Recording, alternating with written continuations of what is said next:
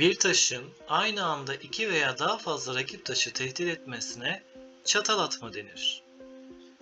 Ekranda gördüğünüz örnekte siyah fil hem kaleyi hem atı tehdit ediyor.